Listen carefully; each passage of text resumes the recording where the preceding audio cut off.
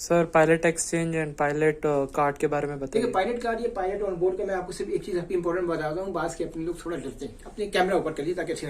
देखिए सबसे इंपॉर्टेंट चीज ये होती है कि जब पायलट ऑन बोर्ड होता है आपको एक तो पायलट लेटर रिगिंग वगैरह इसका है, ठीक है ना। आपको सब प्रॉपर तरीके से जहाज को रेडी रखना है क्योंकि वो आके ऑपरेशन कर सकते हैं। स्पेशली वो पायलट लेटर्स पे हमेशा ऑपरेशन करते हैं। तो पायलट लेटर की रिक्वायरमेंट आपको पता है ब्रिज पे भी होती है, बहुत सी जगह होती है। उस हिसाब से आपको फॉलो करना है कि फ्री बोर्ड 9 मीटर से ज्यादा हो जाए या कम हो जाए, और लेटर्स की मतलब क्लीननेस और ऑक्यूपेशनल हेल्थ एंड सेफ्टी के हिसाब से आपकी लेटर पे ग्रीस वगैरह ना हो। देखिए होता ये है कि master responsible for safety of the navigation. अब उसमें ये है कि पायलट के आने से पहले और जब तक पोर्ट्स पे अप्रोच कर रहा है, जब तक बर्थ नहीं हो जाता है, बेशक पायलट ऑन बोर्ड है मगर कैप्टन जो है वो बेशक वो नेशनल रूल्स जानता है, रेगुलेशन जानता है सब, मगर फाइनली कैप्टन को फंसना है। एक चीज मैं आपको क्लियर कर दूं, आपको दिमाग में रखना है एज ए कैप्टन आपको ही फंसना है, वो नहीं करेगा। फिर आप प्रॉपर तरीके से पायलट का एक्सचेंज करें। आपके पास बाउ थ्रस्टर है, आपकी स्पीड क्या है, आपके एयर कंप्रेसर में प्रॉब्लम्स है नहीं है, इंगेज हैंड स्टीयरिंग, सारी स्टीयरिंग मोटर आपकी ऑन होनी चाहिए।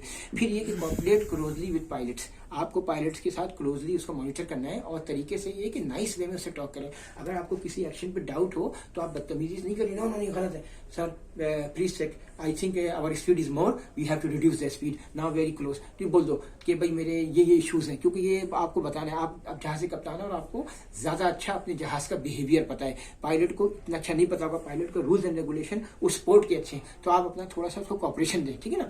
कंपनी की जो चेकलिस्ट है उसको कंप्लीट करें। फिर ये कि कभी कभी पायलट के एक्सचेंज के जो ऑर्डर्स होते हैं वो ड्यूटी एबीज वगैरह कभी प्रॉपर तरीके से सुन नहीं पाते हैं, आप उसको प्रॉपर तरीके से पढ़ें और सुने और ड्यूटी एबीज को बताएं, लॉग एंट्रीज वगैरह करें, जो भी आपकी मूवमेंट्स हैं टग्स वगैरह की, सही ना। फिर कॉपरेट करें क्लोजली विथ आपका वीटीआईएस से, पायलट जो बातें कर रहा है, टग से जो बातें हो रही है वो सब हो, ठीक है ना। आपके accuracy of the ships position, आपकी एक्डिस से और आपका जैसे जीपीएस है, ये आप अपनी पोजीशन वगैरह को प्रॉपर तरीके से मॉनिटर करें, ना सिर्फ एक्डिस से मगर प्रैक्टिकल तरीके से चेक करें कि बॉयज किधर है, दूसरा बॉय किधर है, कि हम बाकी जगह से पास करें। कभी कभी आप पे एक्डिस भी फेल हो जाते हैं, ये बात बताया था मैं आपको। मेरी लाइफ में 2 दफा हुआ है। एक दफा मैं रास्टर चार्ज पे था, एक दफा मैं वेक्टर चार्ज पे था। तो एक दफा जहाज मेरा ये एक जगह दिखा रहा खुरफकान और एक जगह दिखा रहा था फुजैरा। फिर जीपीएस और या इससे हमने बाकी तरीके से चेक किया भाई क्या पोजीशन कौन सा वाला डिस्ट्रिक्ट है, ठीक है ना। रास्टर चार्ज वाली बात पुरानी है, उस वक्त मेरे पास अपना पर्सनल लैपटॉप था और जीपीएस मैंने बाहर रखा था। तो ये 2 सिचुएशन मेरे साथ हुई है, एक दफा सिंगापुर में, एक दफा यूएई में हुई है।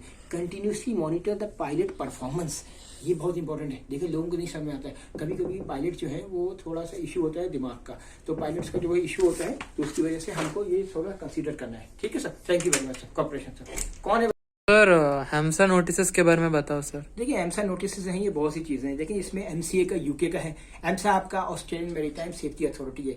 इनका जो है पूरी वेबसाइट है और इनके प्रॉपर तरीके से अगर आप देखो, नेविगेशन एक्ट 1912 था, फिर नेविगेशन एक्ट 2012 आया। इसके ना सिर्फ नेविगेशन एक्ट इनका चेंज हुआ है, बल्कि अगर आप देखें तो इनके मरीन नोटिस वगैरह ये सब चीज़ें होती हैं। खास तौर पर इनके मरीन ऑर्डर्स वो बहुत इंपॉर्टेंट है, और इनके मरीन ऑर्डर्स और जगह से ज्यादा स्ट्रिंजेंट है। सपोज करो आप एलएसए का जो है इनका 25 है, आपका कार्गो का 32 है। आप जब देखोगे तो आपको क्या डिफरेंस फील होगा।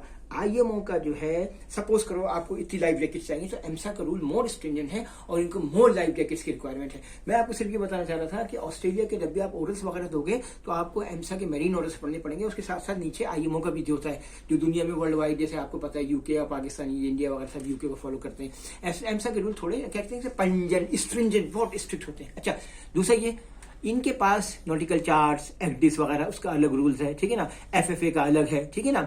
मेरीन ऑर्डर्स फॉर क्वालिफिकेशंस अलग है। बेसिकली आपको जाना होगा नेविगेशन एक्ट 2012 और इनका टाइप करना होगा मेरीन ऑर्डर्स। जब आप इनका मेरीन ऑर्डर्स देख लोगे तो उसके बाद आपको बहुत सारी चीजें मिलती चली जाएंगी उसी के अंदर। फिटनेस फॉर ड्यूटी क्या है, मतलब अल्कोहल पॉलिसी क्या है, समरी ऑफ मेरीन नोटिस क्या होते हैं, समरी ऑफ मरीन नोटिस क्या होते हैं, एमसा का अप्रोच क्या है एसटीसीडब्ल्यू के बारे में, एसटीसीडब्ल्यू की क्वालिफिकेशंस पे एमसा का क्या रूल्स है, क्या डिफरेंट टाइप के सैंक्शंस हैं, व्हाट इज डीएससी कैपेबिलिटीज क्या होती हैं, बाय फाउलिंग मतलब anti fouling paints, biofouling MARPOL, SOLAS, बहुत सी चीजें हैं, ठीक है ना। रेस्ट आवर्स हैं, IMO adopt traffic separation schemes, इसके बारे में इनका अपना है, मतलब है, ठीक है, मतलब वर्ल्ड को फॉलो करते हैं।